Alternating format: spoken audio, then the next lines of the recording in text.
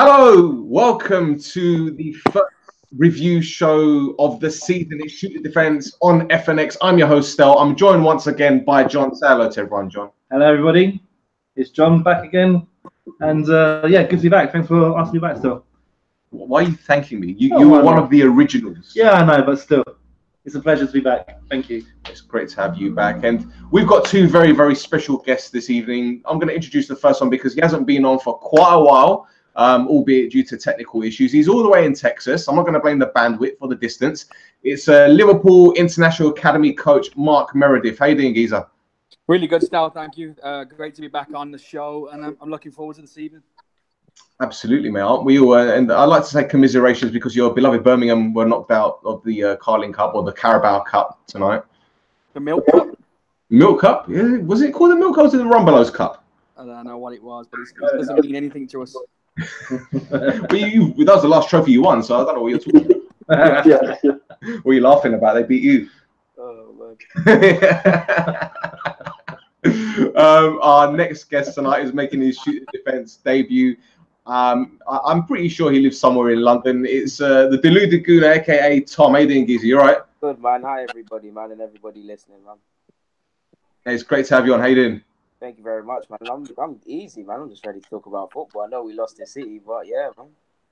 Excellent, excellent. See, I like the positivity. You know, he's more positive than But at this point, Trying to say that I'm negative. yeah. Negative Nelly. Yeah, there you go. Right, let's talk about that game actually, because champions Man City continued where they left off last week. They beat a London side 2-0 in the capital. Beating Chelsea in the Community Shield. They beat Arsenal 2-0 the other day. Goals from Sergio Aguero and Bernardo Silva made it an unhappy start to Unai Emery's reign at Arsenal as head coach. Tom, let me start with you, man. I'm sure most Arsenal fans can take a lot of positives from the performance. I mean, were there any notable differences in this new look side, in your opinion? I think it's way too easy to. I mean, it's way too early. Sorry, to be thinking about seeing notable differences.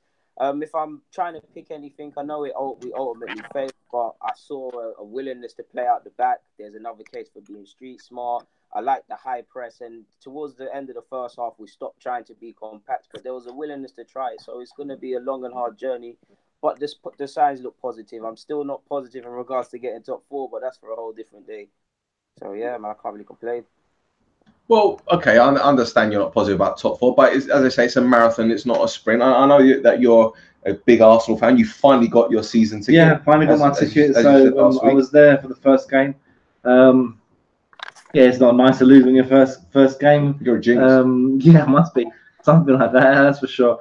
There were some positives to take though. It was clear what Emery was trying to do, getting the team to play out from the back. I am not personally convinced that Czech is able to do that. He's not comfortable with the ball at his feet.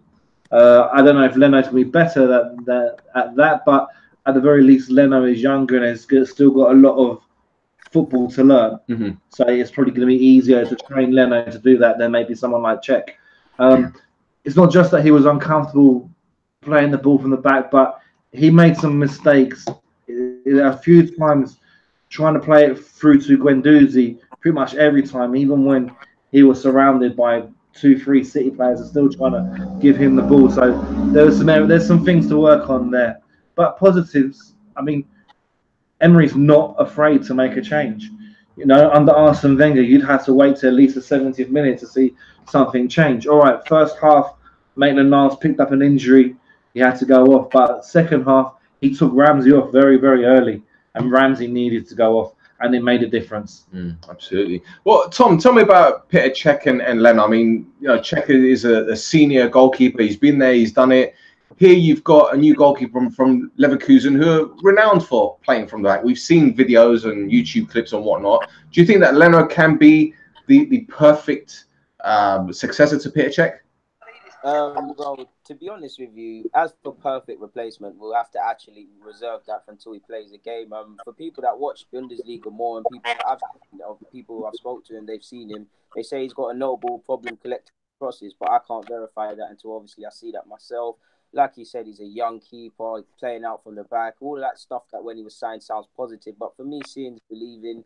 I'm not going to read into him not being selected ahead of Czech just to yet, but by another stretch of the coin, it is pretty telling that he's had a pre-season because he didn't go off with Germany to the World Cup in any stretch of the imagination, and he didn't start. And he did say something about he wants to rotate his keepers. For me, I get that. You don't really know who's the best. But I also believe that makes me nervous, if I'm honest with you, because you should know your best keeper. You have a number one, then you have a number two, and then you have a number three. If you're undecided, it does fill me with nervousness. But hopefully one of them, probably not Czech, preferably not Czech, can nail it down, to be fair with you. Yeah, but do you think maybe he went with Czech because he thought Manchester City champions, very powerful, very attacking team, maybe the experience is what we need, a cool head, experienced head between the sticks that the players are familiar with? Do you think that maybe had an influence on his decision?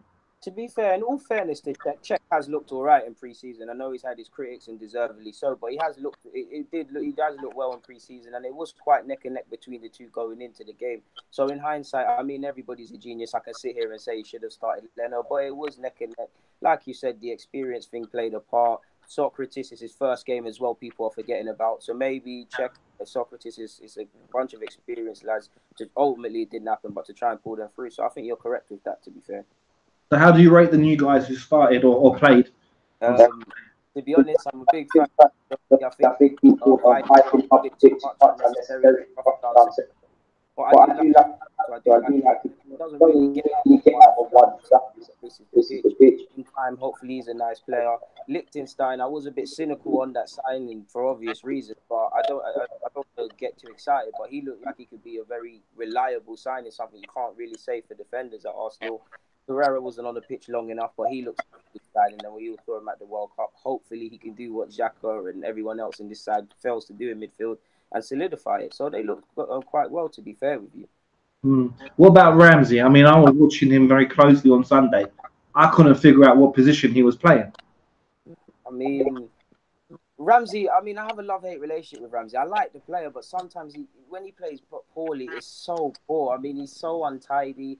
I think clearly by Emery with Bumpy, and they were told high press, get up there every opportunity and things like that. So which I can see why he played Ramsey. But like you said, you was watching him closely, and essentially he was AWOL. I mean, that's where players have to be street smart and realize, okay, I know the manager told me to do a certain thing, but we're being outnumbered in midfield. It's Guendouzi's debut. He's a 19-year-old. Let me get closer to him. And I didn't see that from Ramsey. And for someone that's being talked about as a captain and a new contract and all of these things, it's time to start showing it. I'm not asking you to score 25 goals and assists. I'm asking for some intelligence and ultimately some competency. I think Ramsey's a decent player, but he's so frustrating at times. In regards to his contract stuff, that's a whole nother kettle of fish. So yeah, that's understandable. It's understandable. Well, Mark, I know it's a new era, but it's the same old Arsenal, mate. I know that many of their fans were very critical of the lineup. Martin Keown even said the defeat was a reality check for them. Now, how much work do you think is required for the Gunners to be serious contenders for top four, and more important, the title? I think I agree with the guys, Star. You know, it's a little bit early to train. Mr. Meredith. Can you hear me? Are you still there? He's not there. I can hear him. Well, I could hear him. I think he might have gone. I don't know. Mark, you might want to log out and log back in again, mate. Sorry. Tom, what do you reckon? How much work needs to be done? A lot, and a lot more. First and foremost, I believe if you're trying to win any titles or get top four, sorry, I'm so used to top six now. You've got to start from the back. I saw a willingness to want to defend and cover our men and stuff, but there's a lot to go in regards to that. Playing out from the back, again, a good willingness to try it, but we still need to tweak that regardless of the personnel and realize at times that it doesn't work. I don't know how to put it into words, but I want to see a bit more offensive play from us. Certain principles, when we were arguably worse financially, were there. We're not playing good football. We're struggling to play 5 passes. I don't think the players are cowards, but you want to see a bit more bravery. Once in a while, play it over the top for Aubameyang and Ramsey, and players that want to run in behind. We're a bit too predictable, and that's not on the Emery. I mean, we've been playing like this forever, and it's not going to change in 4 or 5 weeks. So that's where we need to start, essentially, if I'm honest. What about you? Are you confident they can turn things around? It's a work in progress, you know, and you can't judge a season on one game against the current reigning champions, who are probably one of the best Premier League sides we're ever going to see. You know, there is a lot of work to do, but there was a willingness there to play the way the manager wanted to play, like the playing from the back. It was a little bit frustrating because they were putting balls over the top, and Aubameyang was isolated in pretty much the entire first half. But once Lacazette came on, the dynamic changed. They put the they put the ball in the back of the net twice. They were both offside, but still there was a bit more drive, there was a bit more penetration there. So it's a work in progress, and this is a common phrase that's used a lot. But Emery, there's no way that he knows his best 11 yet. That's a fair point. That's a fair point. What do you reckon, Mark? I know Martin Keown said that Arsenal, it was a reality check for them. How far away do you think they are? How much work needs to be done? I don't think they're going to be massively far away, Stel, by the end of the season. I think, we're early doors. They're playing against the champions. If it was somebody else in the league or one of the lower league teams, then maybe there'll be a problem. But, we got to remember that they're playing against the champions who are beating most teams last season. So I just think, give them a little bit of time to gel and the manager to work on what he wants on the training field, and we'll see the best Arsenal in the next couple of weeks. I think you're very optimistic, and that's good. That's good. John, Guardiola said his side will get even better, and I doubt he's bluffing. I know one signing was made this summer. So where and how do you think they'll improve? Well, it's hard to improve on something that's pretty close to perfection, really. I mean, they are an amazing attacking force, and then when you look at their defence as well, I mean, they signed Laporte in January, and John Stones is starting to come into his own a bit more. They're a phenomenal side. They are a phenomenal side, and yeah, I'm sure they will get better because there's still some youth in that team as well. There's still a lot of football for them to learn, like Sterling, like Sane, like Gabriel de Jesus, who I think is going to be a fantastic player and one that's going to go down as one of the top in the world very, very soon. So, yeah, they're going to get better. Then I can't see anyone really competing with them this year. As good as Liverpool have been, I can't see them touching City. Wow. Okay, that's interesting. It's interesting.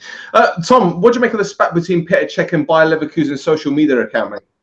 I mean, on one hand, I don't think it's that deep. I think it was a light-hearted joke and a bit tongue-in-cheek. But on the other hand, it is a bit harsh on Cech. I think Cech shows a bit of signs of rattling there. I mean, I saw him replying to a couple well-known Arsenal Twitter accounts and stuff. He is human, so he's susceptible to that. But on one hand, I do think it is bad taste from Leverkusen. They can do a bit better than that. But it's just a bit of fun. He has to take the rough with the smooth, to be fair with you. Fair point indeed. Now let's move on. And Liverpool and Chelsea threw their hats in the title challenge ring after emphatic wins over West Ham and Huddersfield, respectively. Mark, Jurgen Klopp said the game went better than he expected, although given Liverpool often put 4 past West Ham, I'm not quite sure why he was surprised. It was too easy, wasn't it? Yeah, it certainly wasn't a surprise to me. Stal, I think when you looked at that fixture during pre-season and then coming up to the first game, it was always going to be a home win and a comfortable one. I think, they've added some real good quality players to what they already have at Liverpool. So it's an exciting time for them right now. They're always going to score goals, especially with the 3 that they have up top. And then add in, Keita and players like that are bringing an extra more quality in. West Ham was never going to get close to them. But I'd like to see Liverpool now, push on from that and play against the so-called top 6 teams and see what they have. Mark, I don't know if I've asked you this. Well, actually, no, I do know I haven't asked you this before. But where you are at the moment with the academy, is Jurgen Klopp's philosophy kind of being drummed down or drilled down to youth level? Yeah, we especially here in the States, we have a monthly telephone call with England, and we have all of their training philosophies and structures sent over to us on a weekly basis. So, everything we're trying to do here is based back at what the first team and below are doing that back there in England. Obviously, they lost a couple of staff last year with Steven Gerrard going to Rangers and taking Michael Beale with him as well. But the new guys that have come in, are pushing in the right direction again. So it's exciting for everybody. Can you imagine, mate? Can you imagine?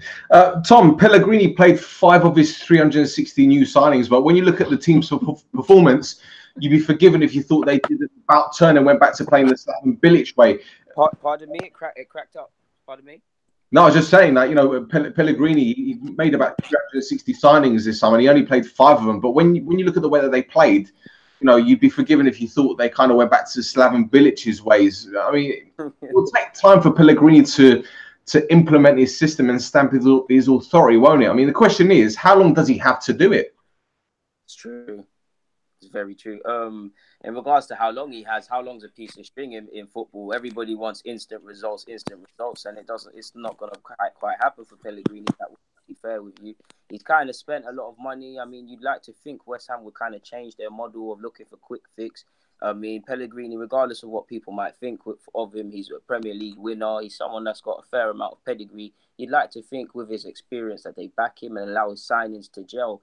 So seeing is believing. I mean, they started off well against Liverpool, if you can say that, but at the end of the day, they shipped 3 goals. So seeing is believing, essentially.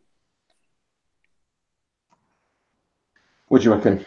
Has he got a year? Has he got 6 months? I mean, we often see managers get the boot after 4 games. If you've seen it in the past, sorry, not often, but we've seen it in the past.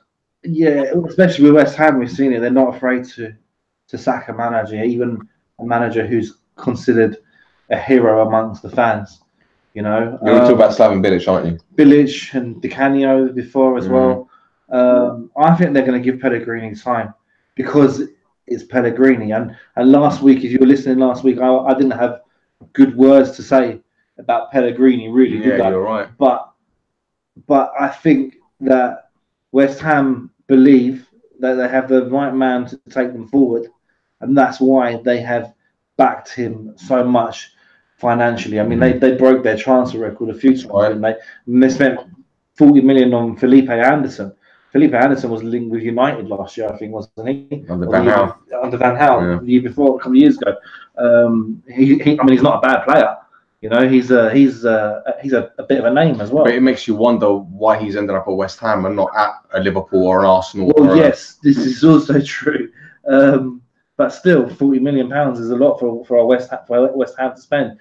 But I think that they've also noticed that this is now the market, you know, and you have to go that bit more to get a certain quality of player. But yeah, I do think they're going to back him. Okay. As much as I don't really rate Pellegrini, I think that they will back him. Okay, fair enough. Well, let me ask you something then. Let's move over to Chelsea, because you said about market value and, you know, backing the manager. The stage 1 of Sarri ball is in progress, as they say. Sure. And it seems like a very settled squad, more settled than back in the last season anyway. The only departure they've had this summer is the goalkeeper. Sure. The major player, Eden Hazard, they've held on to. Yeah, exactly, yeah. And if you look at Huddersfield, I know they might have been a bit off the pace, but Chelsea really did put in a good performance, and that's a work in progress as well. Yeah, it is. Of course it is. You've got a new manager, coach, new ideas, new philosophy. You've got a new goalkeeper that the players need to trust as well. But one thing that they've done very, very well is they've got a new engine in midfield in Jorginho, and he's a great player. Yeah. He's going to pull the strings for that team, and we're going to see a real player there at Chelsea. But I'm hoping it doesn't work out for them, but I reckon it will. The thing is, look, I've been a very big critic of Sarri, not because he hasn't won anything ever as a manager. I just think that some head coaches get overhyped, especially on social media. And you know, it is what it is at the end of the day. You know, Napoli should have won Serie A last season. Yeah. They blew it. Granted, they haven't had massive resources like Juventus. But this is Sarri's opportunity to do something with what he's got. He's got a great squad there. A lot of them have won the Premier League title, so they know what it takes. He's got arguably one of the best players in the world in Eden Hazard. Yeah. And to be fair, speaking to a lot of my friends that are Chelsea fans that have been supporting Chelsea since the day of Kerry Dixon, so that's how long they've been supporting the club. They've been saying, you know, Hazard came on for half an hour or 15 minutes, however long it was, and he was absolutely outstanding. Now, if they give him the captain's armband, the extra responsibilities, we might see the player that has been touted to join Real Madrid. On the flip side, when I look at Sarri, it will take time. He said 3 months. I think it will take 2 months, to be fair, to implement this system. But you can see what they're doing. They get the ball. They've got the triangles there. They're passing it very well. The counter-attack is there. I'm seeing Kante pressing. When Huddersfield had the goal kick, he was on the edge of the Huddersfield box, which was something I've never seen before. So, it worked. And I mean, Sarri brings continental footballing style with him. This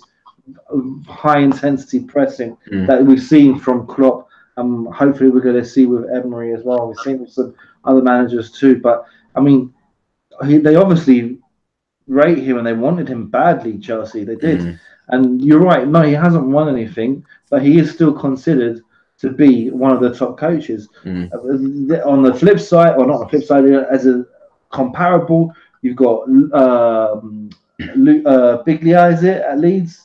Bielsa. Bielsa at Leeds, who is, from what I've heard, is rated as probably the best coach in the world. And he's never won anything. He's at Leeds. And he is spoken so highly of both by players and fellow coaches. And he looks like a gangster. And he looks like a very strict disciplinarian. But, I mean, he's not been given a big club opportunity. But I think we'll see something from him too. Well, I'm just going to go back to Pellegrini because our friends over at For FIFA's Sake says, I think Pellegrini just needs time, 2 seasons minimum. He'll mould them into mid-table Europa League chasing side.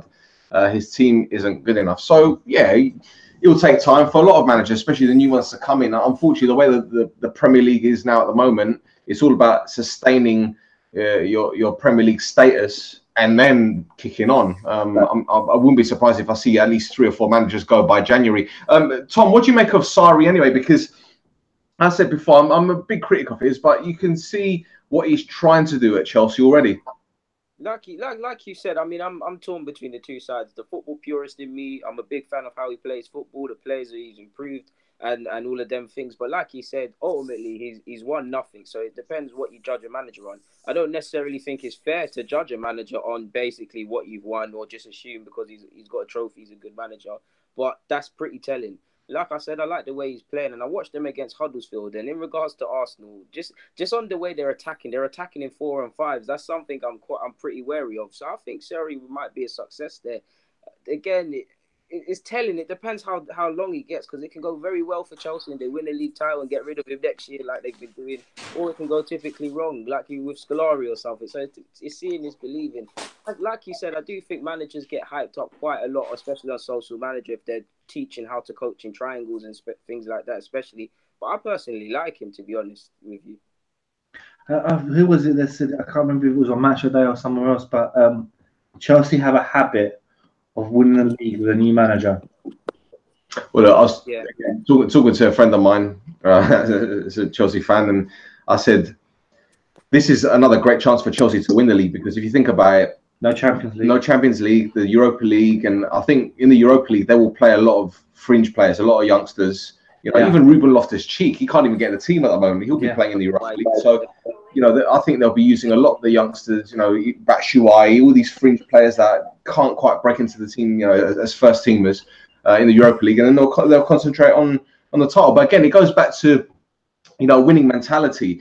And I know it sounds such a cliche, but how can you instill a winning mentality in your team when you haven't won anything yourself as a head coach? Which is why, again, I'm probably digressing here, but I question Pochettino as a winner, because he's never won anything in his career as a manager. So how can you, but again, you just never know what's around the corner. But I'll tell you what was around the corner, and that was Courtois' Chelsea career ending. And Mark, we spoke about goalkeepers before the show. Courtois' career came to an abrupt end at Chelsea, and they filled the void by bringing in a £70 million Spanish goalkeeper called Kepa Arrizabalaga.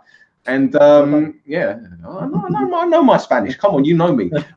How old do you think he'll do in the Premier League, mate? Because there's been a lot of comparisons between him and David De Gea. They've been saying, De Gea took a bit of time to learn the British way, and it took a few kicks from Andy Carroll to get him to give him the welcome. Do you think the goalkeeper will do well out here? Honestly, Stel, I don't know much about him. I've not really seen him in the past. Chelsea obviously feel like he's got the capabilities to come into the Premier League and be number one. They've sold their goalkeeper and gone straight for him, when people like, we spoke about Jack Butland and people like that in the Championship that could have probably easily stepped into them shoes. So I'm sure management and coaching staff at Chelsea believe that he's going to be a star. From my point of view, it's just like we spoke about earlier, just watch and tell and see how it goes. Good call. Right, Manchester United had a bumpy pre-season, to say the least, but a 2-1 win over Leicester took a bit of pressure off Mourinho's shoulders. Meanwhile, another club with a questionable summer, Spurs, left Newcastle with all 3 points with a 2-1 victory of their own. Now, mate, I know you're not United's biggest fan or Spurs, but there wasn't anything spectacular about United. Mourinho was quite positive at full time, praised the players for their togetherness, something that we haven't heard from Jose the past few weeks, especially with his press conferences in America, talking about 30% of his team were there. What did you make of the performance? Well, a win is a win at the end of the day, isn't it? I mean, all right, Leicester aren't a Premiership title winning team anymore, but they're not easy. They've got some good players at Leicester. They're a tough team to beat. And Mourinho's never been about the performance. He's always been about the result. That's my opinion. He's always been about the result. The man's a winner. He wants to win every single game. A win's a win. 3 points is 3 points. Okay. Well, Jens, I'm going to put it to all of you then. What's the best United can hope for this season? Because if you know me very well, I'm very pessimistic about things, and I'm not an optimist when it comes to United, especially this season. I said the best we can hope for is fifth. What do you guys make, Tom? Oh gosh, I thought you said Mark there. In regards to United, I don't know, because again, your football ours isn't any better realistically, but your football is atrocious. But at the end of the day, your clean sheet record saves you a lot. Like, you got second last year. So I think there is some things to be positive. Why? If I was personally in the United fans' shoes, you lot know your club more than me, but if I was in your shoes, I'd be very pessimistic, because I saw Jose whining about everything. I don't know the ins and outs of the Martial stuff, but you had the Martial stuff. Pogba's to Barcelona was clearly nonsense, or it could not be nonsense, but either way, surrounding things. And just on the basis of how you're playing, you won a couple games, and it does look positive, but you don't really see a way of playing. Like, that was the one big thing United kind of needed. The stars are there. You've always chased stars after Fergie's gone, but it's just a real way of playing. Now, Jose's never been about necessarily a style of play, like Bingy said. It's all about winning regardless. But it would fill me with a bit of scare. I would be a bit scared. In regards to the Leicester game, at the end of the day, you won the game. But on another day, you could have dropped points there if Leicester took their chances. I know for me, it looked like, I think there was an instance where Bay took down, who was it? Iheanacho. To me, at first looking, it looked like a great challenge. But when I looked back at it, it did look like he was holding him, and he really didn't get the ball. On another day, that could be another goal. That's a point for United versus all three. So we'll have to see how the season develops. But I'd be 50-50 if I was a United fan. There's reasons to be optimistic, but the problem still persists. And that's before you talk about recruitment. Yeah, good point. Mark, what do you reckon? Am I being too critical of this team? No, I'm with you, Stel. I think, the best we probably can hope for this year is fourth, fifth position. I think there's 3 or 4 teams that will finish higher and are a little bit stronger this year. But you can never count out United. It's difficult because they've always been this big team, and they can always turn it around with the quality they have in their squad. But I'd be happy with 4th place if I was a United fan this year, and then just keep on pushing on and see how it goes. Fair enough. For me, I think United could be up there, and it only takes 2 simple things. I think there's 2 things that are unlocking the beast of United, and that is, for Mourinho, he's got to sit down with 2 specific players. Alexis Sanchez. Say to him, Sanchez. 14,613 Sanchez. There you go. See, even Alexa, my good friend Alexa, in the corner, has got her own opinion of Sanchez. Just try not to say that name. Yeah. Okay, Alexa, you can stop now. Alexa, stop. It's fine. Anyway, thank you for your input. We love you, but he's got to sit down with Sanchez and say to him, just go and do what you do best. Attack defenders, cut in on the inside, drift in and out, get behind them, do whatever you do that you feel comfortable with. Do what you enjoy and attack the ball, attack the defense. And then Pogba, you know how to play this game. Do what you do best. Okay, fair enough. You know, he's got to take the leash off these two players. He's got to free these two players, let them play their best football, and United will be a beast again.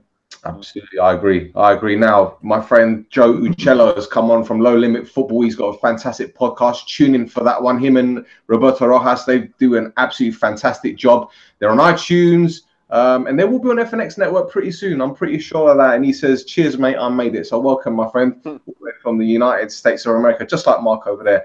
My friends over for FIFA Sec say their playing style makes them look like a lucky side every time they win. However, I think it's just intentionally done by Mourinho. Even though it's very frustrating to watch, I imagine playing against. So you've got a very fair point there. Very fair point there. I've said this before about United, and I've got a show called Viva Red Army, which you should visit. We've got a YouTube channel there, and I've said it before. My theory is the reason why United are so negative is because Mourinho doesn't trust the defense that he's got. Hence the reason why he's playing such a, I don't know, boring, negative style. And secondly, I don't think he's fully confident that the likes of Rashford and Martial can do the business up top. But that's another debate for another discussion, which I'm not going to go into. Let's talk about Claude Puel, because a guy that's got a lot of criticism in the past. I know a lot of Southampton fans regret him leaving. Tom, I know he's got a lot of critics, but I think he's actually building something at Leicester. I'm not saying that they're going to be a force to be reckoned with, but I think he's got a decent team there. What are your views on the Frenchman? I mean, he's a friend of Wenger, so he's a friend of mine in my opinion. He'll have my backing essentially. Sounds but on a serious note, like he said, whatever Southampton fans want to say, they can say. But for me, like he said, at Leicester, it looks like he's building something. It looks like they're playing decent football. Like, if I just look at the United versus Leicester game, without sounding salty against United, it did look like they were troubling United for large periods. You saw Maddison, you saw, was it Ben Chilwell? Damari Gray looks a bit more improved. So he is building something. If they give him a bit of time, like he said, we're not saying they can win the league again or do anything crazy, but they could become a solid and consistent side. It's how much time they want to give him and things like that. And I mean, losing Mahrez is a massive blow. I mean, they're never going to find a player that's going to instantly hit the ground running as he was for the amount of money they signed him for. So we'll have to see how it goes. But I definitely agree with what he said. Absolutely.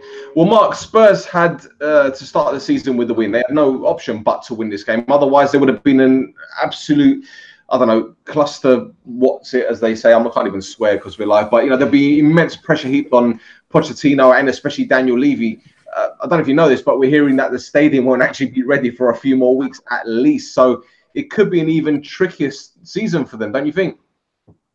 Yeah, it's going to be difficult for them this year. It shocked me that they didn't go out and buy anybody. They have quality throughout their team, obviously, and they've got people like Harry Kane that's always going to score goals, and Dele Alli, people that are coming back with confidence from the World Cup. But not to spend anything on just bringing in one or two new faces was a difficult one for the fans to swallow. And then, moving from White Hart Lane and having to be at Wembley for more time now as the stadium is built. And then I hear rumours that when the stadium is built, it's going to be, very much wine and cheese bars and things like that. So it's taken away the whole aspect of the old football that, Spurs fans will be used to a little bit like the MLS, where you can queue up for popcorn for longer than sitting and watching a game.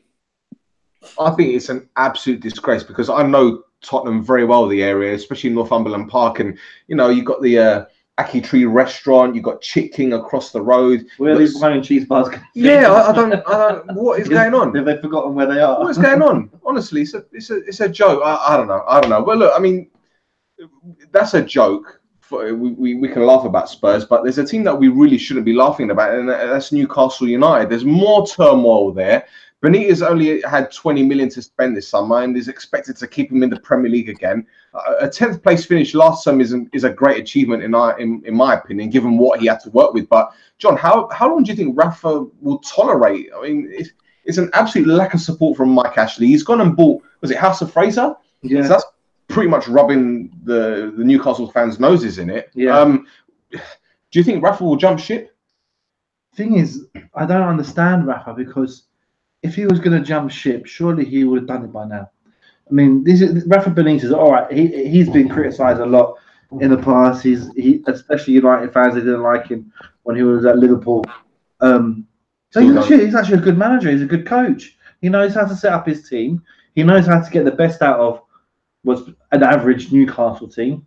You know, I'm surprised no one's gone for him, or perhaps he's turned people down. Perhaps he's actually genuinely happy at Newcastle, because I can't see otherwise why he's still there.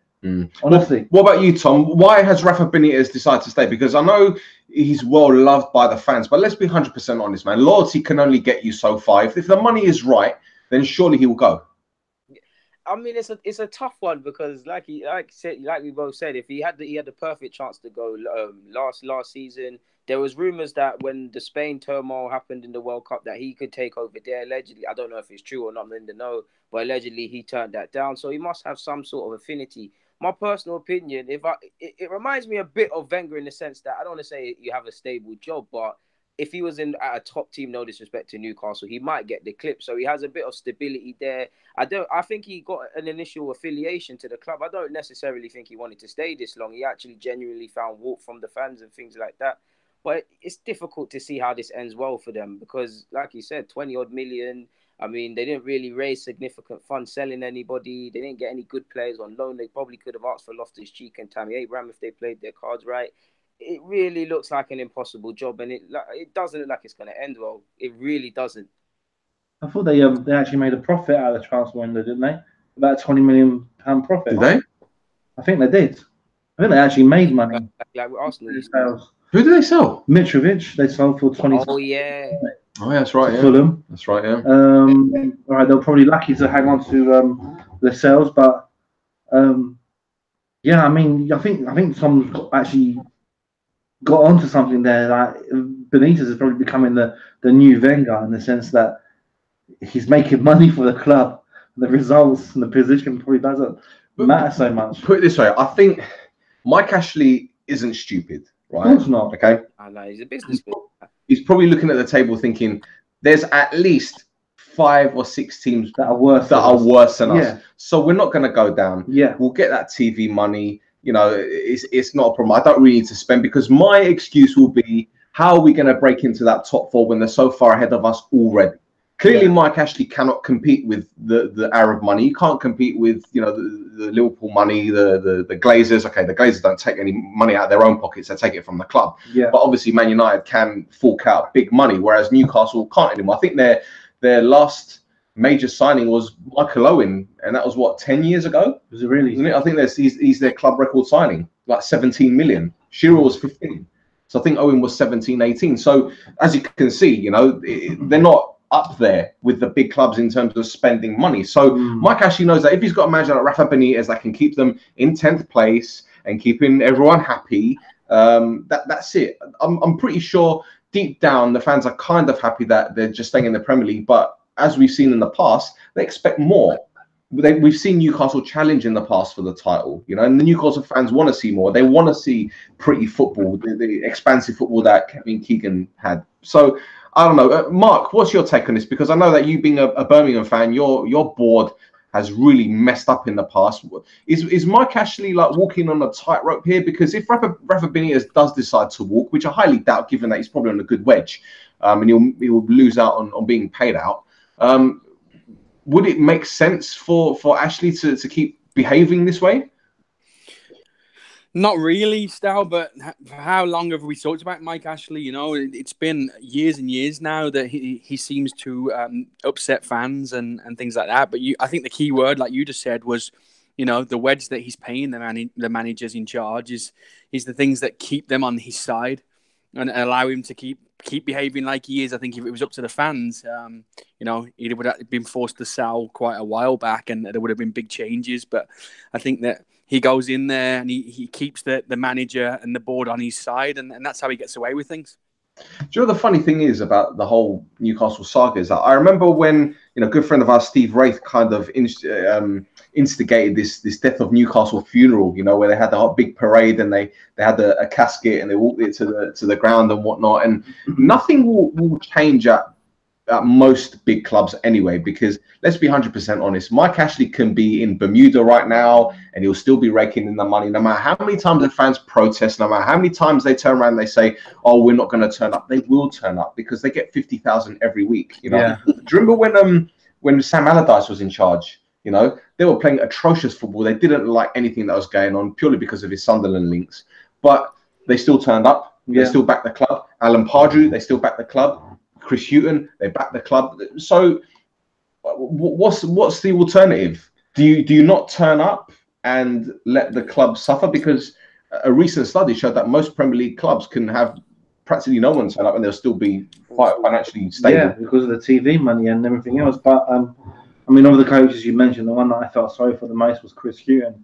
I never thought that he deserved to get sacked on Newcastle, but that's another story. The problem is, and it's the same for United fans and for Arsenal fans now and for already Southampton fans to an extent, you can't sack the owner. Well, there you go.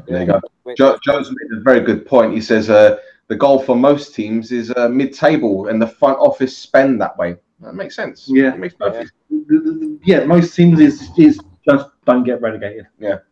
I see. Look, the three teams that have come up, Cardiff, Wolves and Fulham. Yeah. Of those three teams, the one team that is hoping just to stay up is Cardiff. Yeah. Right. The other two, well, they want to make a go. They want to make a go. Okay, I'm not saying that they'll go for a top four, but I'm sure one of the two would like to challenge for Europa League spots. Yeah. Whereas you've got teams like Bournemouth, Brighton, they're like, yeah, if we stay up, great. That's the target, isn't it? So let's see. Anyway, speaking of Wolves, 2 was the magic number in the match between the big spenders as Wolves and Everton played out a very exciting 2-2 draw. Record signing Richarlison bagged the brace before going off injured. I'll ask you this, all three of you actually. Tom, did either side put in the kind of performance you expect to see from them this season? To be fair, because Wolves just got promoted, in fact, no. I've just remembered the whole game, no. Because Wolves, you can say they've just been promoted. They've got a lot to learn. I did think at times they probably sat back too much. Did all right. Did well to get a point. Everton should have saw out the game. To be honest, they're lucky to get a point considering they had 10 men. By that logic, Wolves probably should have had more of a go of things, especially playing at home. So, yeah, I don't think either side really deserved to get 2 points. 3 points, sorry. Wolves really need to improve. I actually want Wolves to stay up. I was watching them last year. I like what they're doing in the transfer market. I like their manager. I like Ruben Neves if he ever wants to sign for Arsenal too. But both have a lot to do and fast, if I'm honest with you. Especially Everton, considering the money. And Marco Silva finds himself in a similar but different to Pellegrini in the sense that Everton have wanted you for a while. You've got a pedigree in that you've won league titles. You've clearly been backed in the transfer market to the point where you spent 50 million on Richarlison. So for me, seeing is believing, and they're gonna have to do it quite quick, or he'll find the sack. No, I agree with you there, mate. And Mark, tell me something. I know you coming from that part of the world, the Midlands. I don't think you're too pleased to see Wolves there. I mean, it must be scary knowing full well that someone like Jorge Mendes, who has so much power and influence, not only in the transfer market, but the way that players behave, so to speak. Him having a massive say at Wolverhampton Wanderers, especially with the money that they have. I mean, let's be brutally honest, mate. With the resources that they have and him being there, they're another club that could sneak into the top 4 eventually, don't you think? I want to disagree. I think just because of my Midlands connections, I never want to see them up there. But yeah, it's true. They've done very well. They outbought last year to get out of the Championship, which is something that teams have to do now. And then going into there, they didn't stop there. They went out and spent a few more million, signed some decent players. And I think this year is going to be an important one for them. I think, if they go straight back down and they fail, then it's going to be a big financial blow to them because obviously they're going to lose a lot of the players they brought in. But if they can keep going this year and build, then there's no reason why in the next 3 or 4 years they can't get into those European positions. Do you know what I can see happening? get to the bookies, Rafa Benitez to get the Wolves job within 2 seasons and to get them in the top 4. Can you imagine? I don't see that as being far-fetched at all. Because when you look at the state of the clubs at the moment, let's be 100% honest. When Leicester won the league, a lot of the clubs around them, with the exception of Spurs, were still rebuilding. Yeah. Right? Look at Arsenal, rebuilding. United, kind of still rebuilding. Liverpool and City are probably the only 2 teams that are guaranteed top 4. Right? You got Chelsea, still kind of rebuilding. Spurs, I think, might be regressing a little bit. I don't see why Wolverhampton Wanderers cannot get, not just into the top 4, maybe the top 6. I don't see why it's not beyond the realms of possibility. No, it's definitely not. This is what I think that is what they've With done. the resources they got. Yeah. Can you imagine Jorge Mendes? Yeah. He's the person that brokered the Di Maria deal to United, to Falcao. He's got all these people on his books. You got João Moutinho in, for crying out loud. Yeah. And these aren't bad players. No, they're good players. Now, I think Tom mentioned Neves as well, who I thought was brilliant at the weekend. But I reckon Wolves are looking at the Premier League. They're looking at their resources and thinking, we could be the next Leicester. Of course. You know? Yeah. Of course. They could be thinking about it. I still don't think they'll win the league. But, you know, I don't think they will. But through the transfer window, I was watching Wolves and Fulham closely because, you know, they were just hoovering up players left, right and centre.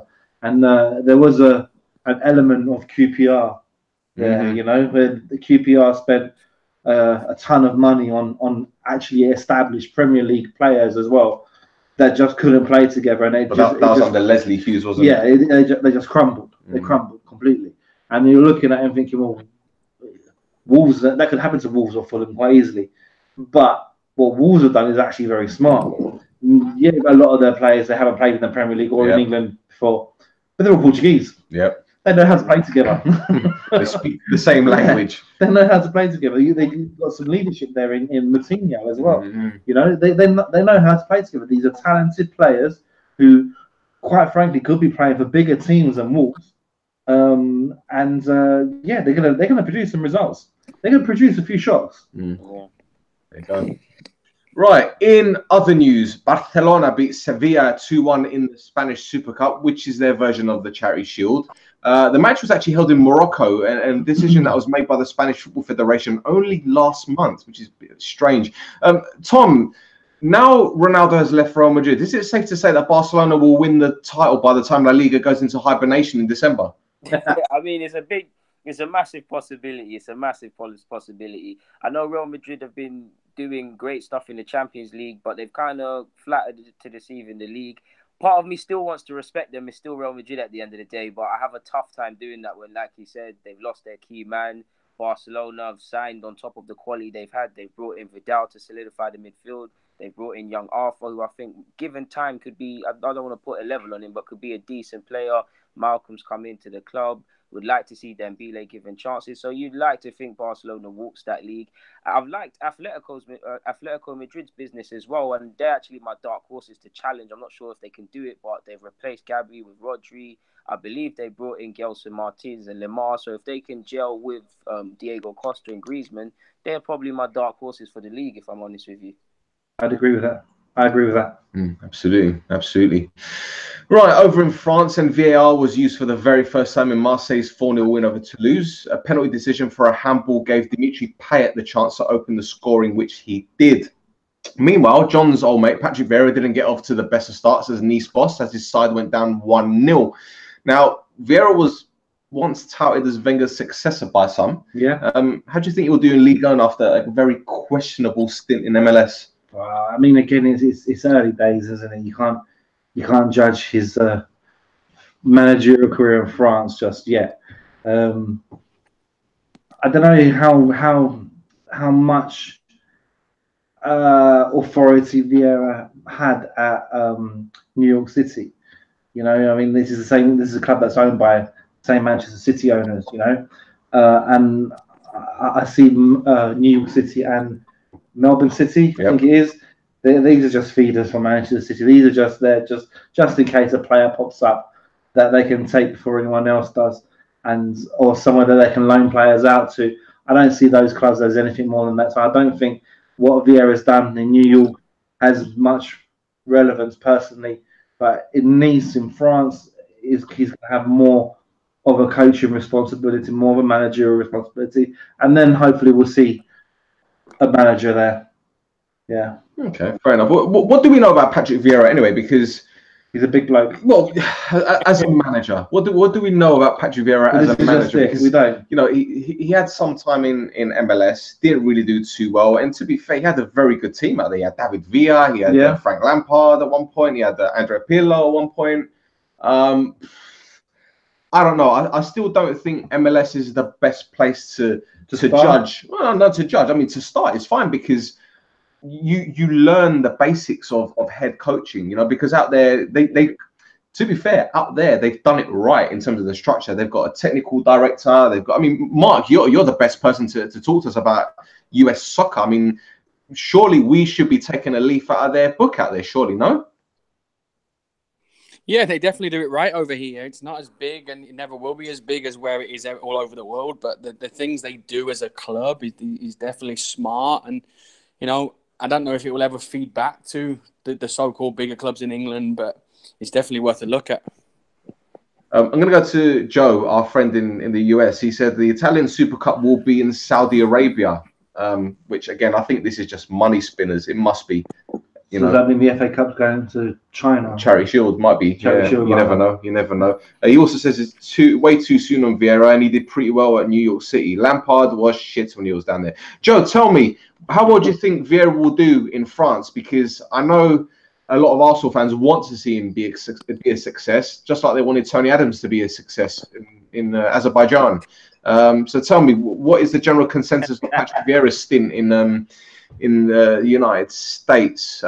Speaking of the United States, Wayne Rooney, he rolled back the years, made a huge contribution to United's win over Orlando on Monday.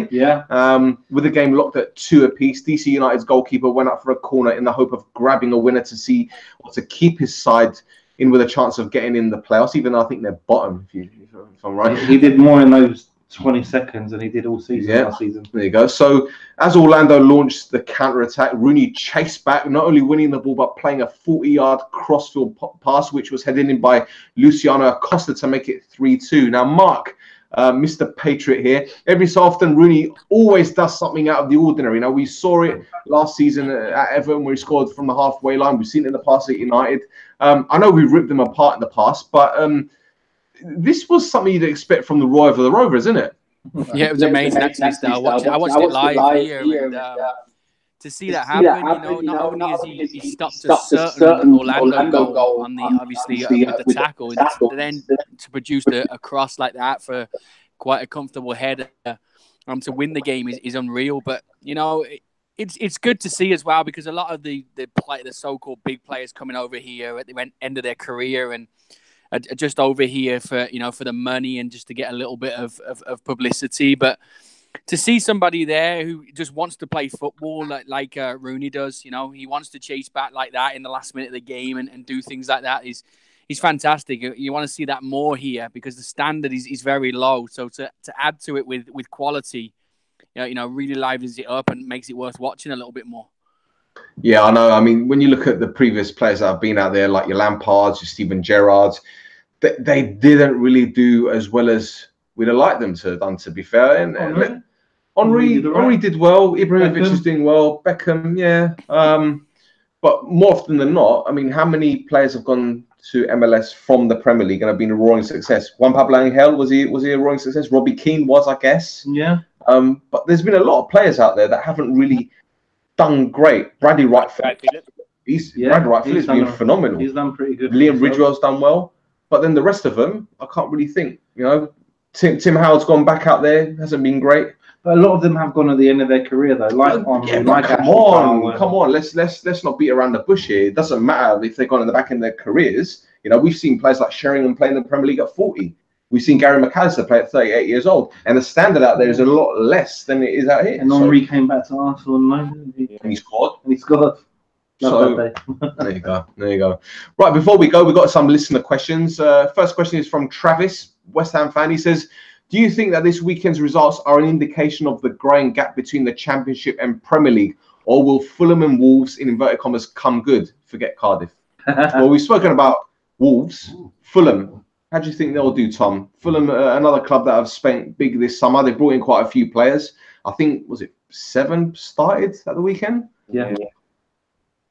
I think they've got a lot to do, to be fair with you. I was positive. I was bullish on Fulham. I don't know. I like a feel good story. I like their manager, what he stands for. I mean, in a day and age where young players are not playing Championship or whatever division he's playing, Sessignon and things like that. So you want them to kind of stay up, but when I'm torn between their business in the market, because on one hand I think it's good business, but when I look at the likes of Schürrle under the microscope, I'm not too sure if he's going to be a success. I hope for their sake he is. I know Seri's a very good signing and he looked decent. I want Chambers to do well there, but based on what I saw in the highlights on Match of the Day, it doesn't look rosy. I mean, the only ones I kind of see promising is Wolves, and yeah, it just doesn't look rosy for Fulham, but I hope they turn it around, and I don't want to draw too many conclusions from one 90 minutes of football, to be fair with you. Fair point. We've got a new guest called Hala Madrid, and he asked, when is the European chat starting? Mate, I'm really sorry, but you've missed it. But we did say, or should I say, John said that he sees Atletico Madrid as the dark horses for La Liga. Tom says, sorry, there you go. So, Hala Madrid, tell me about your team, because Cristiano Ronaldo's gone. I don't know where you're going to get 40 goals a season extra from, unless they make a massive signing, which I don't know. When does the transfer window close in Spain? 2-3 weeks. 31st. You know what? The Madrid, they let go of Ronaldo, but they've still got Bale. Benzema didn't have a good season last season. He scored 2. Scored in one in the Champions League final, to be fair. Yeah. Asensio is going to be a fantastic player. Okay. So they're pinning all of their. I think they're putting a lot on Asensio. True. He says that we're coming third, so he's not. To be honest, coming third isn't too bad given the fact that Ronaldo's gone. I mean, at least you haven't replaced Ronaldo with Obertan and Michael Owen and Antonio Valencia like United did. So I guess it's not a bad thing, really. Yeah, you laugh, Mr. Liverpool, crying out loud. Right. Lucius has said, who has had the best Premier League debut out of Fred, Keita, and Jorginho? I know Joe in the chat will say Naby Keita. Who do you think, John? I'm going to go, I think, Jorginho. Because he scored? I think he just showed that he's got a lot going on there. Okay. I think he's going to boss midfields. But Keita as well. I'd say Jorginho just about clinches it for me. Tom? I've got to go with Keita. He looks like he's been playing in the Premier League for about 5 years or so. I know Jamie Redknapp was getting ahead of himself and saying a lot of throwaway comments, but he just looks like he's a quality player. He always looks to make something happen, and he's just got that aura about him that he's going to be a success here. So Jorginho was decent, but for me, it's got to be Naby Keita. He looks a real steal for Liverpool. Mark? Yeah, I'm with Tom. I think Keita, looked comfortable throughout the game. It was a comfortable game anyway for Liverpool, but he was one that stood out for me, and to get the Man of the Match award on your debut is always a good achievement as well. Yeah, fair point.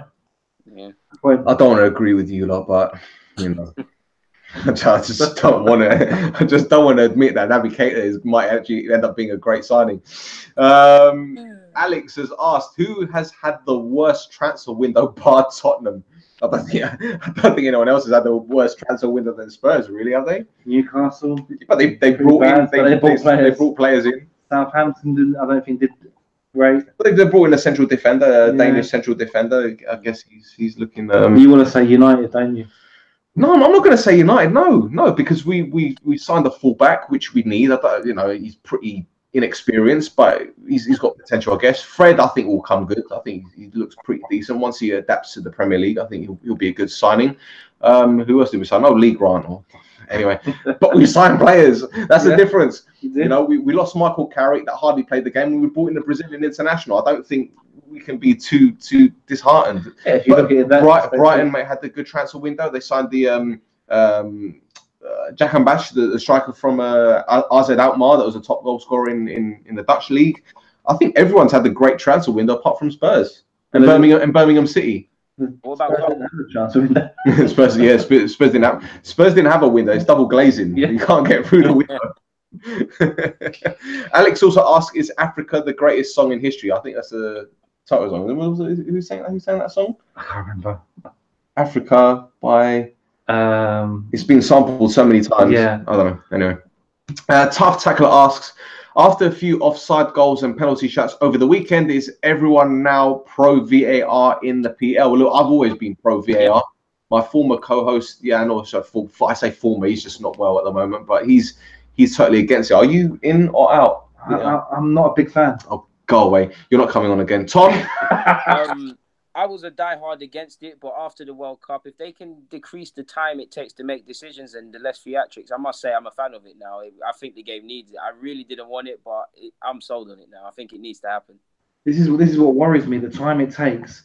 And if they ever cut for a commercial break to do VAR, that's the end of football. That's a great point, to be fair. Yeah, I guess. Hala Madrid says, let's have a look. It's only a loan, but Kovacic is the most talented midfielder to join the Premier League this season. I think he could be right, actually. Yeah, it's a good shout. That was a quiet one, a sneaky one that came out. So he could be sweet enough, wasn't it, from Real Madrid? Yeah. But I'll tell you what, let's be 100% honest. If anyone can fit in that midfield, it's him. Yeah. If anyone bought any Croatian midfielder from the World Cup, he would have done well. Yeah, exactly. any midfielder who played for Croatia. Exactly. Mark, are you pro VAR? I'm on the fence now. I think, like the guy said, the time it takes is a big thing that is going to wreck football over the time. But decisions are obviously getting bigger and bigger with what we're trying to do and the millions that are being spent on football. So decisions-wise, yes, I'm in for it. Timing-wise, no, I think it just takes too long and spoils the whole flow of what we're trying to do. I'd say another thing that I don't like about what I think VAR spoils as well, and this goes back to when we were kids, right? And Monday morning, you're in the playground at school, and you're like, oh, he was never offside. He was offside. That was never a foul. That was a pen.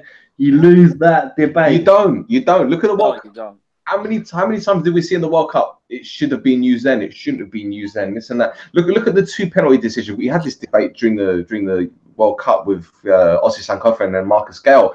The handball decisions for Australia against Denmark, and the Iran one against Portugal. Yeah.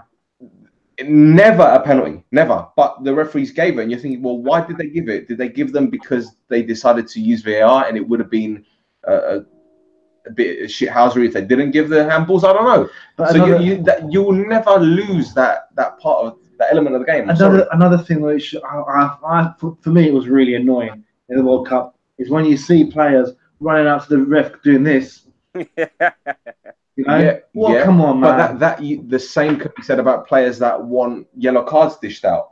If you start dishing out yellow cards for players that do that, then it's going to eliminate it. There was always the way I see it is that the Premier League are doing it right in the sense that they're waiting for all the top European leagues to implement it. Serie A have got it, La Liga now have it, Liga now have it, Germany have had it for a few years, and they're seeing how they do it, and they're learning from their mistakes. Yeah. Kind of like how the Germans are learning from the Brits' mistakes when it comes to the underground system. It's a similar sort of thing. So we're finally looking at Europe and saying, wow, we can learn from you instead of they can always learn from us because we're the great Brits. I mean, one thing I do like the goal line technology. Yeah. I do like the goal line technology. And I was watching highlights on Saturday night with a mutual friend of ours who is a Spurs fan, and they had a goal that was so close they had to use the goal line technology, and she was going, "Oh, you could see that was well over, man. That was well over." And it was like that, like that. Well, Hala Madrid says, "Imagine VAR for Barca versus Chelsea in 2009. Chelsea wins 13-1." Well, actually, Iniesta scored literally in the last minute, so it would have been 13-0, wouldn't it? So. Yeah, great stuff. Well, gentlemen, that's the end of our show this evening. It's been absolutely great having everyone on. Tom, thank you for coming on. Same with you, Mark. Pleasure, man. Before I let you guys go, Tom, what's your Twitter handle, mate? Deluded Gooner 04. Yeah, that's it, really. Yeah. You have a YouTube channel as well, yeah? Oh yeah, that's the same, literally the same name, man. Literally. What is it all about for those our listeners or viewers? For those who don't know, I mean, I just talk about Arsenal. I review the games. I provide match analysis. I talk about conscientious topics in regards to football. I talk about anything that just crosses my brain. There's something for everybody. If you just head over to it and see what it's about, really. Great stuff, Mr. Meredith. It's Meza0102. Excellent. And good luck for Birmingham City this season because it's been a tough couple of years for you guys, isn't it? It's well needed, I think, Stel. I think it's going to be a bad season for us, and I think that we've beaten the drop over the last couple of seasons, but I'm concerned that we may not this year. Well, hashtag pray for Mark. You're never on social media. I'm not a social media person, so follow Stel instead. Useless. Give us a follow on Twitter at Shoot the Defense. We have a Facebook group page. Please feel free to join it. We have some lively discussions, some debates. We also have a like page. In fact, I think that's more popular than our group page really at the moment. But yeah, those of you still watching, hit that subscribe button, leave a comment. Thank you for everyone in the chat. Thank you to Joe Ucello. Thank you for Mr. Hala Madrid. Thank you to Kieran from 4th FIFA. Thank you everyone for tuning in and making this show what it is. So until next time, take it easy.